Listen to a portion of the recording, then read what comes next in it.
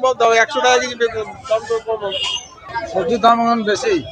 সবজির দামে ছ্যাঁকা খাওয়ার জোগাড়, বাজারে চড়া দাম, শীতে সবজির দামে হেঁসেল সামলাতে জেরবার মধ্যবিত্ত, বাজারে গিয়ে রীতিমতো নাভিশ্বাস উঠেছে সাধারণ মানুষের। শীতকালে দামটা সস্তা হয়, এবারে প্রচুর দাম, মানে কি জানি না, পাইকারি মার্কেটে এমনি দাম বেশি।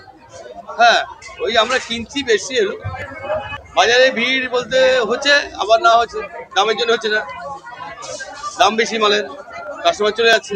বেগুনের তেলে বেগুনের হাই দাম, সব মাল সব বাইরে চলে যাচ্ছে।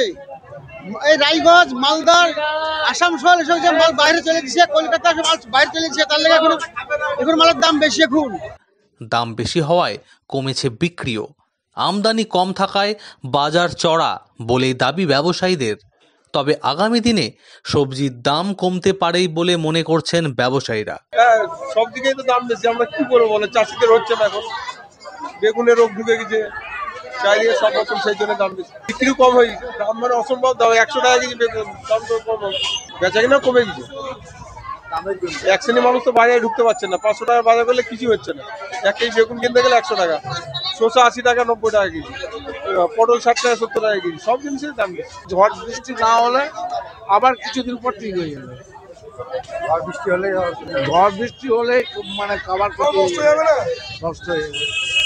ঝড় বৃষ্টি না হলে মানে মাছের মধ্যে লেভেল দাম কমে যাবে, সব দাম দাম কাঁচা মাল হচ্ছে অ্যাকচুয়ালি আমদানি হিসেবে হয় দাম, আমদানি হিসেবে দাম বেশি হয় এবং কম হয়।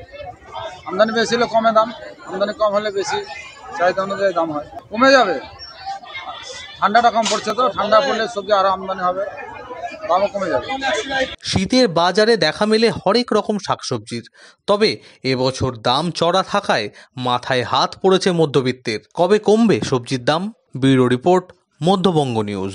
মুর্শিদাবাদ খাদি মেলা 2025 শুভ উদ্বোধন 26শে নভেম্বর, স্থান বহরমপুর ব্যারেক স্কয়ার ময়দান, প্রতিদিন দুপুর 12টা থেকে রাত্রি 9টা। মেলা চলবে 10 ডিসেম্বর অবধি, প্রবেশ অবাধ।